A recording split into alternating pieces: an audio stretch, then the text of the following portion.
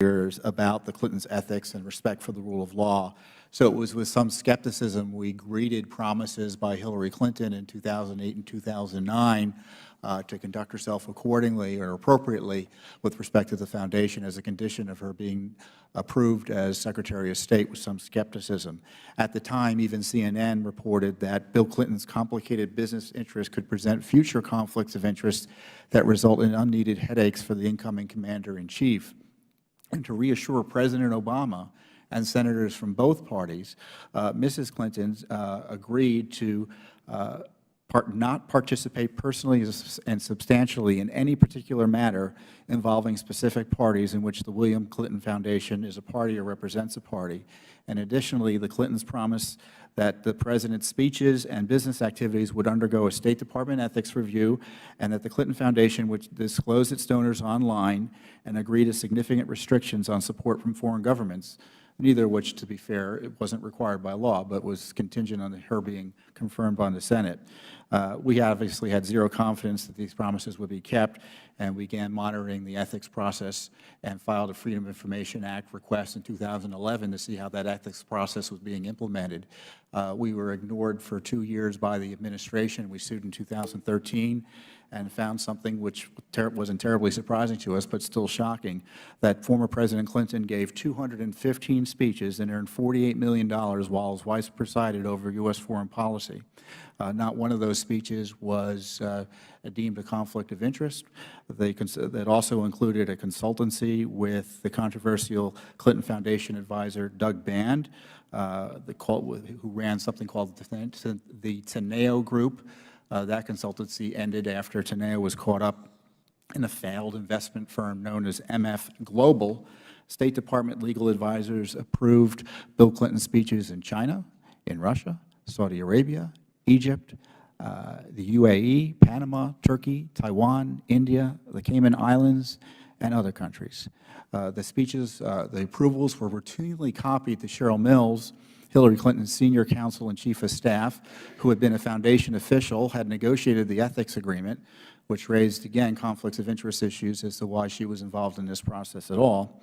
The documents also show that Mr. Clinton received a staggering sums from Saudi benefactors, specifically between $18 million and $50 million were raised from the Saudis during this time period. While Mrs. Clinton served as Secretary of State, Bill Clinton gave 2 speeches in Saudi Arabia, earning a total of $600,000. He spoke at the Global Business Forum in Riyadh, founded by the Saudi Investment Authority and sponsored by the Dabag Group, a commercial colossus with close ties to the Saudi family. He received $300,000 for that speech. There was one deal that was turned aside, but the exception in many ways proves the rule that this ethics process was no more than a rubber stamp to allow Bill Clinton to raise money from foreign corporations, mostly controlled or too often controlled by foreign governments. Specifically also, the documents show that he was approved to speak to something called Renaissance Capital, which is a Russian government-linked firm. It turns out later was connected to the Uranium One issue. Again, approved without comment by the so-called ethics process in the State Department. And then we found the Clinton email server. Judicial Watch litigation, to sum up, found the Clinton email server. Our Freedom of Information Act requests and lawsuits forced the State Department to admit they had all these emails they weren't telling anyone about. And also, another employee of the State Department who was participating in this server was Huma Abedin, who, according to testimony she gave to Judicial Watch, needed it to conduct the Clintons' personal and family business. And to be sure, documents that we uncovered later as a result of uncovering the Clinton email server show the Clinton Foundation was in regular contact with Abedin and others in the State Department to get special favors and treatment for supporters and allies of the Foundation. Specifically, for instance, Gilbert Shigori, who was asked to be put in touch with the State Department substance person on Lebanon. This was by Doug Band, the Clinton Foundation official. Band notes that Shigori is a key guy there, Lebanon, and to us, and insists that Abedin call Ambassador Jeffrey Feltman to connect them to Shigori. Shigori is a close friend of President Clinton, top donor to the foundation. He appears near the top of the foundation's donors list, gave between $1 and $5 million to the foundation and pledged $1 billion to the Clinton Global Initiative. I don't know if he actually spent the money. He was convicted in 2000 in Switzerland on money laundering. So you can see that the Clinton Foundation, the Clinton State Department almost immediately broke promises to President Obama and the Senate to maintain a wall of separation between the foundation and the state. We have numerous instances, it's detailed in my written testimony, of pay-to-play and favoritism for Clinton Foundation supporters with the Clinton State Department. It's so bad that the Crown Prince of Bahrain couldn't get a meeting directly with Mrs. Clinton through the State Department, so he went through the Clinton Foundation to try to get the meeting. Many have noted that it was hard to tell where the Clinton State Department ended and where the Clinton Foundation began, and this was in response to these disclosures, again, not of insider documents, but government documents that have been hidden from the American people.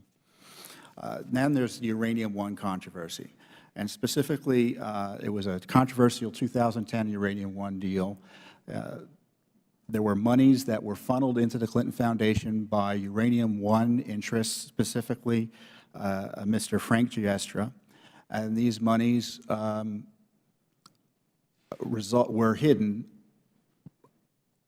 from the American people. The Foundation promised to disclose these monies in, as I said, this earlier agreement. $31.3 million was given to, for instance, the Foundation beginning in January 2008, or around the year 2008. We have the new documents of the document of the Renaissance Capital, $500,000, which is just the tip of the iceberg. And since then, both the New York Times has reported that Uranium One's chairman used his family's foundation to make 4 donations totaling $2.35 million to the Clinton operation. And of course, as I said, none of this was disclosed.